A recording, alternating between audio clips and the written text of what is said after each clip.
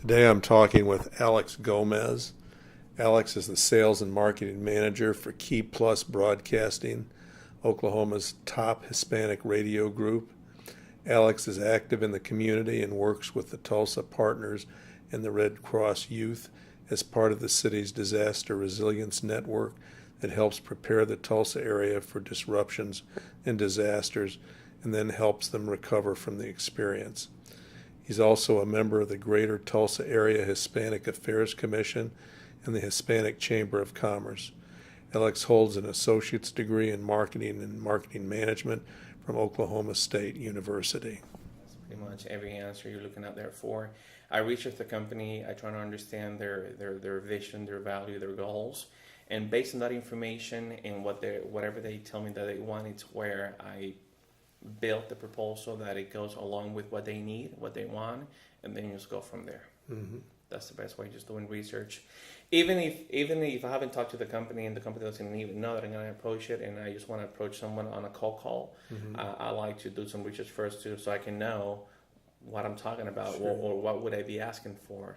And then I think that very first person that answers the phone, it's a vital person for you, because if you cannot get through that person, it's very hard for you to get the main people that actually are the media buyers, or the people that actually make the decisions for you to be successful in whatever account you want to manage. Mm-hmm.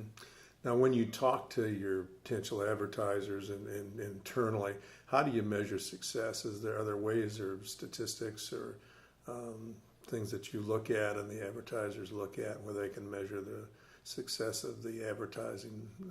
Well, in this company and in the broadcasting business, there's a lot of tools that you can utilize. We use Nielsen, which is it's a national global company that measures ethnicity. It measures, and it goes into very many different lapses that you can see.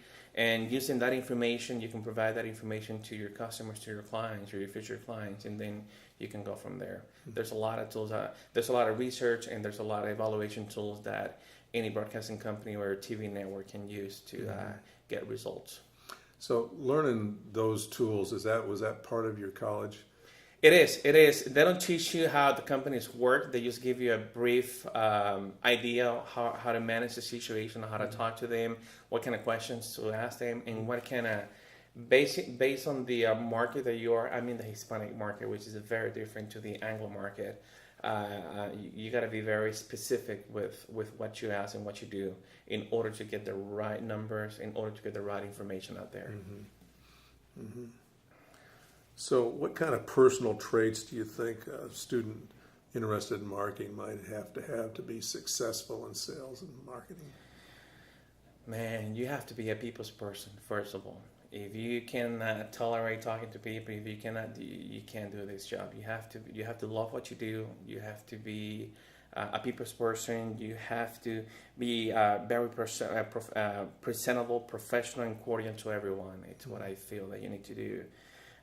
Always have a positive and outgoing mentality. That's the only way you're gonna be able to succeed. Mm-hmm. Especially in my case, that I literally work by myself. I have to push and pat my own back in order for me to feel that I'm in the game, that I'm there. That's great. So you got your associate's degree in marketing management at OSU. You'd already had some other job opportunities and been working in some other fields. So would you explain to the students, what you saw and the value of going out and getting that education, how college would help you to get ahead? Well, college is very important. It's a vital piece of your professional career, if that's what you want to look at it that way.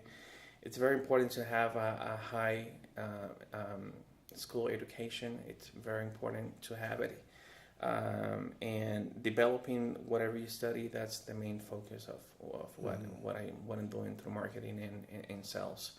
I've been doing sales and marketing for the last 14 years. I've been in this company for about 3 years now, but I come from a newspaper publication where I sold newspaper ads for about 9 years and a half. So that's how I started getting involved with the marketing. That's how I was in college, and that's when I decided, okay, I'm going to do marketing and multimedia, because this is what I'm doing right now, and it actually worked out pretty well. So I was pretty happy that I made the right decision.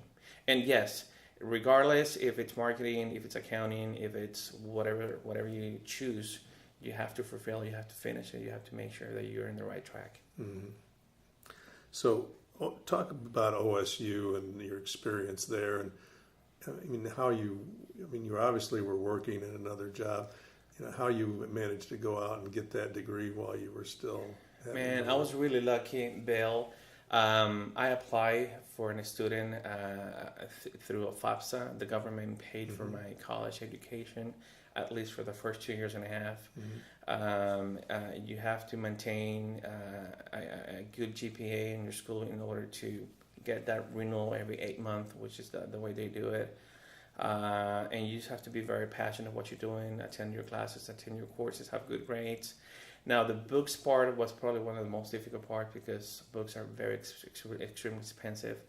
I had to spend $400, $450 on one single book, and that represented a whole week or whole 2 weeks of money that I had to. I was a full-time employee, and I was attending college at evenings and nights classes. So it was a struggle for me sometimes just to get the money I needed. Gladly, I had family members, I had friends that actually paid for some of my books, paid for some of my accessories. So I was very lucky to have that in my life back then. Now, when you said you got a FAFSA grant, I understand what that is, but would you talk to students a little bit about that? Because some people may not know about FAFSA, that. it's a grant, but it's given by any student that wants to apply and that actually qualifies. You just log in into the FAFSA.org organization, you fill out. You have to have a lot of documentation with you ready, your taxes, you have to have a lot of stuff. And then based on the information you input into the system, they will let you know if you actually qualify or not. And if you do qualify, they will let you know what's the amount they're willing to pay and what are the rules and regulations that you have to follow in order for the government to keep paying for your classes, which I pay $0 back. So that was great.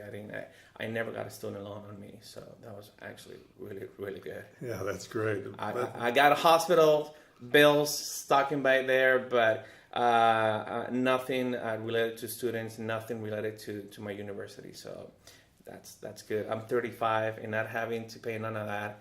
Believe me, that's a big help for me. That's a big difference from a lot of people. The student loans have been a real burden. It is. Yeah, we've done a lot in YPNG. We're developing a program we call it a college prep program that we're talking to freshmen and sophomores about, and part of that is some of these scholarships and grants and things you can get, and we're developing a section in there so people will be able to go to the website here pretty soon and see something about those.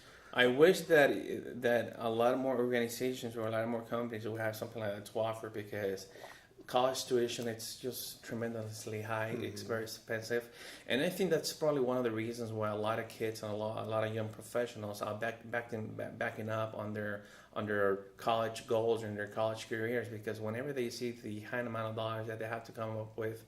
And that's only in the tuition part, not even considering if you have to stay in school, you have to sleep in grounds, if you have to pay for your books, if you have to pay for your online access. There's just a lot of factors and a lot of situations that you have to go through in order to have a complete career. Yeah, it's really important. They learn about some of the scholarships and grants and things that can offset that. There's really a lot out there, but a lot of people don't know about them. So it would be nice to have free education, free college education. We'll have a whole lot more professionals and a whole lot more people. I mean, Canada and other countries, that's what they do. They do free tuitions for all their young ones. Of course, they have to maintain a GPA and they have to follow some kind of guidelines, but I mean, that's how they're building a stronger community, a stronger workforce. No, it's really important. So, like most successful people, you're involved as volunteering in the community. I was really impressed with a lot of the activities that you've done.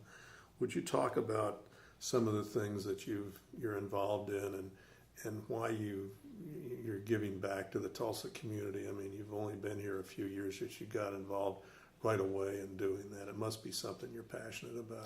Yeah, I'm only doing that just to be out of trouble. Stay out of trouble. Just kidding.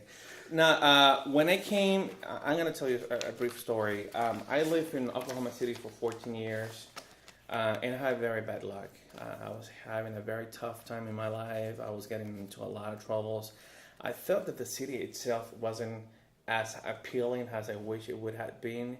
I felt that the system down there is a little bit different, that the authorities, that the commissions, everything, all the doors were completely closed for me. And I was already working at a media company, you know. Mm-hmm. For anybody, it would be probably easy to gain access to it, but none of that happened. I was working for a local newspaper, Hispanic publication down in Oklahoma City for almost 10 years. And I wasn't able really to achieve nothing very important. That's when I started coming to the city of Tulsa because I requested my employer to expand a second edition of the paper. I saw the market here in Tulsa, and we didn't have no serious Hispanic publications here in the city. So that's how we brought the Oklahoma City paper and we made a Tulsa edition, and I started selling that like crazy here. And I was doing that for a whole year when I met my girlfriend, which is my wife today. Mm-hmm. We've been married for 4 years now. And then I got a job offer at this broadcasting company, and with no doubt, I sold everything I had in Oklahoma City. I said goodbye to everyone, and I just moved. I was ready for that change. I was ready for that move. I think Tulsa, it's a beautiful city. It's a very multicultural city. Our city mayor, he is very open to new business, open for any kind of person and companies that are looking to excel and succeed in this city. So I think that the city of Tulsa has a lot to offer. And I feel the doors here in this city has been completely open to me. I arrived here, and one of the first things that I did, I joined the American Red Cross as a volunteer for the Red Cross. I did a couple of tests with them, and then we did many activities throughout the community whenever I was on call. After that, I started joining the Tulsa Partner, which now is called the Disaster Resilient Network. It's a nonprofit organization that helps Oklahomans prepare for any disaster here in the city. And we work with multiple nonprofit companies and organizations that actually facilitate a lot of materials for us. And that's how we proceed with the information. And then last year, about a year and a half ago, I had the opportunity to meet with the city mayor in person, and we just sat down and had a conversation. And he invited me to come to the Hispanic Affairs Commission of the city, which I did. And to me, that was a wonderful, huge day because I had never been part of a government organization, and now I am. So I started with the commission as a commissioner. I'm now the director of communications for the same commission, and I'm also the historian for the city of Tulsa. And I'm looking to do more with the city within the next year. I'm planning to run for District 4 in 2020. Oh, great. Yes. So, I'm sorry, District 6, which is Eastside Tulsa. So that's my plan. That's where I want to go. And I think I have a little bit of the background and I have the connection. So I'm looking forward to do that. And if I have the opportunity to do more and I have people that are willing to help me, of course, I'll go ahead and do that. What would you suggest to high school students that they can do to start to get involved at that level? I mean, are there some openings? I know one of your programs works with high school kids. Yeah, I mean, it is very important for any high school or any kids or anyone even in college to get involved with your city. You have to always get back so you can get noticed. You have to give back so you can see how many other opportunities out there and you can start engaging with all these amazing, wonderful companies that this city has to offer. So, I mean, being engaged with your community, being engaged with something that you like, something that you have passion for. You have to have passion, otherwise you cannot do things just for commitment. You have to do it because you really want to do it. That's the only way it's going to work. And then you can hopefully grow from there and move forward. Mm-hmm.